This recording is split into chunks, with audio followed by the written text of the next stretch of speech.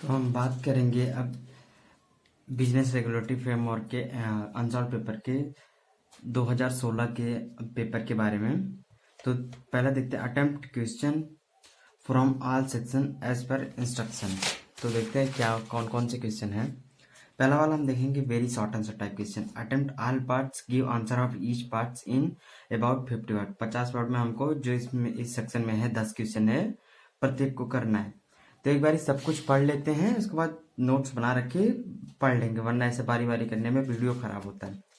तो पहले हमें बताना है एग्रीमेंट क्या है, उसके बाद कंसिडरेशन क्या है, उसके बाद बेलमेंट क्या है, उसके बाद रिस्ट्रिक्टेड इंडोर्समेंट क्या है, और काउंटर ऑफर एग्जाम्पल के साथ बताना है, और who is different between cross cheque and open cheque, मतलब डिफरेंस क्या है cross cheque and open cheque में, और क्या है what is contract of sale, unpaid seller क्या कौन है, और अनडिस्क्लोज प्रिंसिपल कौन सा है, और एक प्रोमिसरी नोट क्या होता है।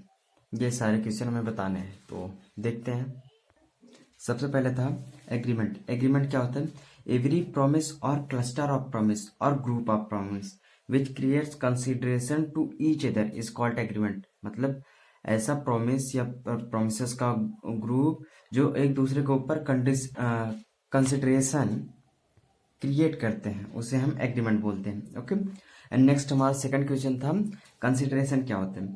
Consideration is one of the essential of valid contract. The term condition means something in return. मतलब ये वैलिड कॉन्ट्रैक्ट का एक इसेंशियल महत्वपूर्ण एलिमेंट होता है consideration.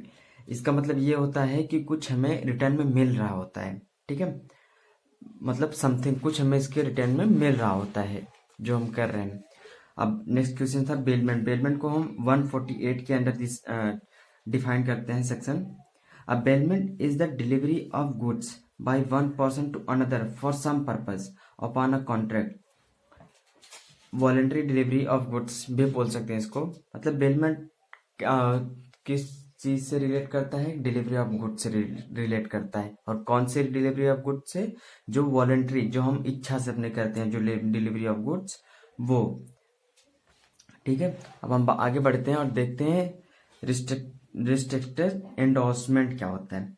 This is the endorsement in which a person imposed a restriction upon some other person is getting the payment, so the endorsee will get payment only if he fulfill the restriction। मतलब जब हम अपने सामान की delivery किसी को देते हैं, तो जो एक व्यक्ति दूसरे के ऊपर रिस्ट्रिक्शन लगाता है, कि मतलब जैसे वो बोलता है कि ये मेरी पर्टिकुलर शर्तें हैं, अगर आप इन्हें पूरा करेंगे तभी हम आपको पेमेंट देंगे। तो जो वो बंदा जब उन शर्तों को पूरी करेगा, उन शर्तों को फुलफिल करेगा, तभी उनको हम पैसा पेमेंट करेंगे। ठीक है, आगे बढ़ते हैं, देखते हैं काउंटर ऑफर क्या होता है। Counter offer where the offeree offers to qualified acceptance of the offer subject to modification in the terms of original offer, he is said to have a counter offer or a qualified acceptance। मतलब जब कोई व्यक्ति हमें offer देता है, तो उसके offer को हम नकार के, उस ओरिजिनल ऑफर को हम नकार के जब अपना ऑफर उसके विपक्ष में रखते हैं, उसने कुछ कोई चीज हमको कोई ऑफर दिया, हमने उसको नकार दिया और हमने अपना ऑफर रखा, उस टाइम पे उस जो हमने अपना ऑफर रखा हो, that is counter offer. Example से समझते हैं, एग्जाम्पल लिख रखा है मैंने। Example, offer A offer B to sell his house for 50 lakh. A ने ऑफर किया बी को कि 50 लाख रुपए में मैं अपना घर बेचना चाहता हूँ। B agrees to buy it for 40 lakh. लेकिन बी जो है वो 50 लाख में एग्री हो, वो बोलता है नहीं, मैं इसे 50 लाख में नहीं लेके मैं इसे 40 लाख में लूंगा। तब जो ओरिजिनल ऑफर उसने 50 लाख में दिया था, वो रिफ्यूज कर दिया, उसने उसको इग्नोर कर दिया। तो जब it amounts to counter offer, तो जो उसने ये 40 लाख उसके पक्ष में बोला है, that is counter offer. This will result in termination of as offer. It later on B agrees to buy for ₹50 lakh, A can refuse. मतलब तब उसने जब ऑफर बोला 40 लाख रुपए में मुझे चाहिए, तो उसने उसका ओरिजिनल ऑफर को उसका टर्मिनेट कर दिया, उसको उसने नकार दिया। तो अगर बाद में फिर से बी एग्री हो जाता है, चलिए ठीक है मैं 50 लाख में लूंगा, तो ए चाहे तो मना कर सकता है क्योंकि उसने एक बारी उसके ऑफर को टर्मिनेट कर दिया है। ठीक है, अब हमें बताना था ओपन चेक और क्रॉस चेक में डिफरेंस बताना था। तो पहले हम देख लेते हैं ओपन चेक होता क्या है। ओपन चेक क्या होता है?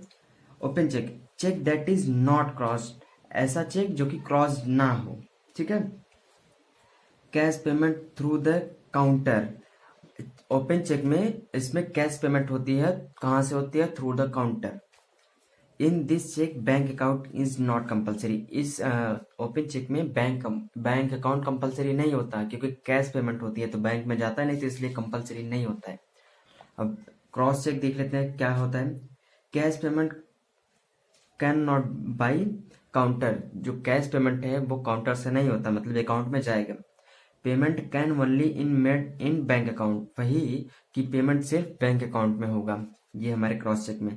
सच check having two parallel line, ऐसा चेक मतलब जो क्रॉस होता है, इसके साइड में यहाँ पे लेफ्ट साइड में वहां पे दो पैरेलल लाइन होंगी, दैट इज क्रॉस चेक। ठीक है, अब हम देखते हैं हमारा कॉन्ट्रैक्ट ऑफ सेल क्या होता है। कॉन्ट्रैक्ट ऑफ सेल देखते हैं। Definition according to section 4 first के according, a contract of sale of goods is a contract whereby the seller transfer or agrees to transfer the property in goods to the buyer for certain price। जब कोई बंदा कोई seller किसी contract के regarding किसी बंदे से agreement कर लेता है कि हमें आपको भेजेंगे गुड्स या प्रॉपर्टी एक सर्टेन प्राइस पे। ठीक है, तो जब एक सर्टेन प्राइस पे ये सब तय हो जाता है कि हमें आपको भेजना है और वो भी एग्री कर जाता है उस प्राइस पे, that is contract of sale. अब हम देखते हैं अनपेड सेलर क्या होता है। अनपेड सेलर कौन होता है? Unpaid seller refers to that person who has not received full payment of his bill or no payment is made before him। Unpaid seller वो होते हैं मतलब जिनका पूरा पेमेंट नहीं किया गया है, मतलब जिन्होंने अपना पूरा पेमेंट रिसीव नहीं किया है बिल का या किसी भी चीज का पहले। ठीक है, जिन्होंने अपना पूरा पैसा नहीं पाया है, जिन्होंने अपना पूरा पेमेंट नहीं पाया है, दैट इज अनपेड सेलर। अब हम देखते हैं प्रोमिसरी नोट क्या होता है। Promissory note, a promissory note is an instrument in writing containing an unconditional undertaking signed by the maker to pay a certain sum of money to or to the order of a certain person। मतलब ये promissory note एक instrument होता है, return में होता है ये, और ये अनकंडीशनल होता है, इस पे मेकर का साइन हो रखा होता है। तो उसके रिगार्डिंग जब एक सर्टेन मनी, एक निश्चित मनी हमें किसी निश्चित पर्सन को पे करना होता है, तो उसमें जो हमने लिखा होता है प्रोमिसरी नोट में, दैट इज प्रोमिसरी नोट, उसमें लिखा होता है एक सर्टेन व्यक्ति को सर्टेन पैसा देना है। ठीक है, रिटर्न में होता है, अनकंडीशनल होता है। अब ये बच गया unconditional principal. If any agent dealing with any other third party without disclosing his principal name, मतलब जब कोई व्यक्ति किसी थर्ड पार्टी से कॉन्ट्रैक्ट कर रहा है बिना बताए कि उसका मालिक कौन है, उसने अपने मालिक का नाम नहीं बताया और कॉन्ट्रैक्ट कर लिया। ठीक है, third party think this person is principal, जिससे वो कॉन्ट्रैक्ट कर रहा है वो सोच रहा है कि ये कर रहा है कॉन्ट्रैक्ट तो यही मालिक होगा, लेकिन न उसने पूछा ना उसने बताया, दैट इज अनडिस्क्लोज प्रिंसिपल, उसने अपने प्रिंसिपल का नाम ही नहीं बताया। ठीक है, तो हमने very short answer type question सारे खत्म कर लिए 10 के 10। अब हम करेंगे short answer type question. Short answer type question में अटेम्प्ट ऑल क्वेश्चन, ये answer of each question in about 200 word, 200 words में हमको आंसर देना है। तो दूसरा वाला ये इसको छोड़ते इसको करेंगे बाद में। Explain the term of offer and narrate rule regarding it, तो ऑफर क्या होता है और इसके रिगार्डिंग हमें रूल्स बताने हैं। देखते हैं ऑफर, पहले देखते हैं ऑफर क्या होता है। सेक्शन 2A के अंडर इसकी डिफिनेशन है, defines offer as when one person signifies to another his willingness to do or to obtain from doing anything with a view to obtain the asset of that other to such act or opinion। मतलब जब कोई व्यक्ति अपनी इच्छा से किसी भी व्यक्ति को कुछ करने के लिए बोलता है जो उसके हित में हो, दैट इज ऑफर। तो इसके रिगार्डिंग रूल क्या क्या है वो देख लेते हैं हम। रूल्स कुछ लिख रखे हैं मैंने। The offer must be capable of creating legal relation. Offer capable होना चाहिए कि जो ऑफर कर रहा है और जो ऑफर ले रहा है उन दोनों के बीच एक लीगल रिलेशनशिप होनी चाहिए ऑफर होने के लिए। द सेकंड है the offer must be certain, definite and not wagon. जो ऑफर होना चाहिए वो सर्टेन होना चाहिए, डेफिनेट होना चाहिए, ठीक है। And third is the offer may be expressed और इम्प्लाइड। मतलब ऑफर को या तो वर्ड में बोला जा सकता है, ऑफर को या तो बोल के दिया जा सकता है ऑफर, या तो इशारे से दिया जा सकता है ऑफर, ठीक है। आगे बढ़ते हैं चौथा वाला। The offer must be different from an invitation to offer. जो ऑफर होता है वो इनविटेशन ऑफर से अलग होता है। इनविटेशन मतलब हम किसी को आमंत्रित नहीं कर रहे किसी चीज के लिए, ये इससे अलग होता है offer. Fifth, an offer may be specific और जनरल। एक ऑफर या तो स्पेसिफिक होगा या तो जनरल होगा, okay. Sixth, the offer must be communicated. जो ऑफर होगा वो बिना कम्युनिकेशन के ऑफर नहीं होगा। मतलब अब जिस पार्टी से, जिस बंदे से आप ऑफर कर रहे हो उससे आपका कम्युनिकेशन होना जरूरी है, मस्ट है। आगे, the offer must be made with a view to obtain the consent of the offeree. जिसको हम ऑफर कर रहे हैं उसका भी हमें व्यू ध्यान में रख के ऑफर करना है। अगला, an offer may be conditional. एक ऑफर कंडीशनल हो सकता है। आगे बढ़ते हैं, नौवां वाला देखते हैं। The offer should not certain a term the non completion which would amount to acceptance. मतलब ऑफर में ऐसा कोई टर्म नहीं होना जिससे आगे जाके फ्यूचर में ऑफर निगलेक्ट हो सके, ऑफर निरस्त हो सके, ठीक है। तो ये हमने ऑफर देख लिया, उसके रिगार्डिंग कुछ रूल्स देख लिए। आगे बढ़ते हैं हम, थर्ड वाला देखते हैं। थर्ड है all contract are agreement but all agreement are not contract, explain. ये इंपॉर्टेंट क्वेश्चन है, काफी बार आया है। तो देखते हैं, all contract are agreement but all agreement are not contract. Explain करते हैं इसका। तो लिख रखा है all contract are agreements but all agreement are not contract. तो एक्सप्लेन किया है मैंने, लिखा है yes this statement is very true that all contract are agreement but all agreement are not contract. मतलब हाँ, ये स्टेटमेंट सही है कि all contract are agreement but all agreement are not contract, okay. अब हम देख लेते हैं, अब हमारा ये 10 नंबर का क्वेश्चन है तो इसलिए हम इसका थोड़ा ब्रॉड करेंगे, थोड़ा डिफाइन करेंगे एक्स्ट्रा में। जैसे कॉन्ट्रैक्ट का डिफिनेशन क्या है, according to section 2H of the Indian contract act 1872, ठीक है। And agreement enforceable by law is a contract. एक एग्रीमेंट जो इन्फोर्सिबल बाय लॉ होगा तो वो कॉन्ट्रैक्ट हो जाएगा, ठीक है। अब डेफिनेशन देखते हैं, एग्रीमेंट क्या होता है। कॉन्ट्रैक्ट देख लिया, एग्रीमेंट देख लेते हैं। अकॉर्डिंग टू सेक्शन 2E के अंडर अ प्रॉमिस और group of promise which creates consideration to each other is called an agreement. जब कोई प्रॉमिस या ग्रुप ऑफ प्रॉमिस एक दूसरे के ऊपर कंसिडरेशन क्रिएट करते हैं, दैट इज एग्रीमेंट, ठीक है। इसका मैंने एग्जाम्पल लिख रखा है अग्रीमेंट का, उसका मैं बता दूंगा कॉन्ट्रैक्ट का भी। एग्जाम्पल है एग्रीमेंट का, X offers to sell his house to be ₹10 lakh. X ने टू वाई, यहाँ पे वाई लिखा था मैंने, एक्स ने ऑफर किया है वाई को कि मैं अपना घर जो है वो बेचना चाहता हूँ 10 लाख रुपए में, ठीक है। Y accept the offer of X. This offer after acceptance become promise. तो भैया वाई ने एक्सेप्ट कर लिया कि हाँ मैं ठीक है, मैं आपका घर लूंगा। तो जब उसने एक्सेप्ट किया उसके बाद ये बन गया प्रॉमिस। ठीक है, is created as agreement between two parties. तो जब ये प्रॉमिस बन गया तो ये एक तरीके से ट्रीट किया जाएगा एग्रीमेंट टाइप में।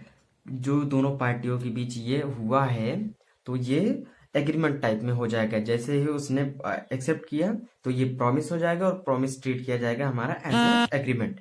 ठीक है, यहाँ पे लिखा agreement equal to offer plus acceptance, तो एग्रीमेंट हो जाएगा। ठीक है, और कॉन्ट्रैक्ट एग्रीमेंट प्लस इन्फोर्सिबिलिटी हमारा कॉन्ट्रैक्ट हो जाएगा। एक्सप्लेनेशन करके रखा है मैंने। An agreement to become a contract must give rise to a legal obligation. An agreement can be of various types.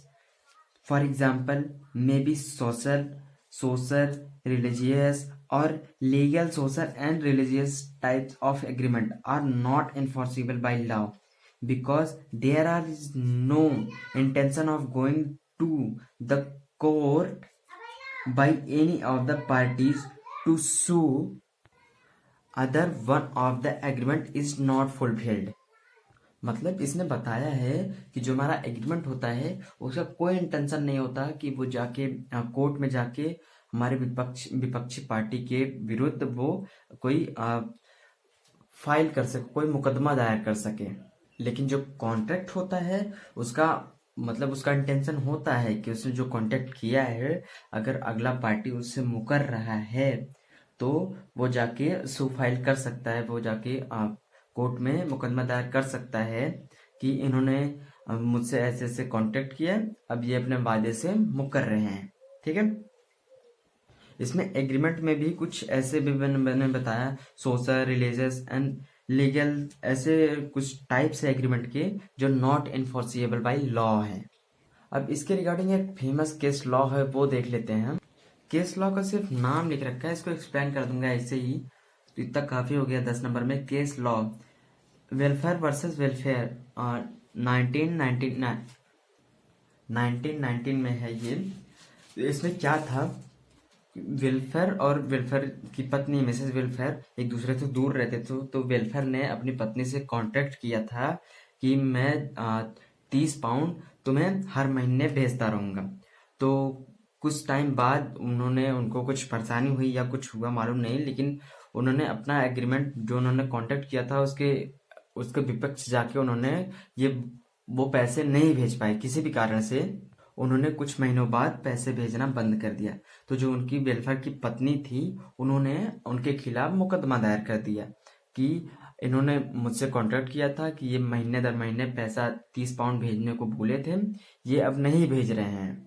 तो कोर्ट ने निर्णय दिया कि जो आपने ये उनसे कांटेक्ट किया था ये कोई एग्रीमेंट नहीं था। अगर आप किसी दूसरे पर्सन से कुछ इस टाइप का एग्रीमेंट करते तो वो होता, लेकिन आपने अपने पति से किया है एग्रीमेंट तो ये नहीं माना जाएगा। तो इस केस में उनकी जो पत्नी है वो केस हार गई। ठीक है, आगे बढ़ते हैं हमने थर्ड वाला कर लिया।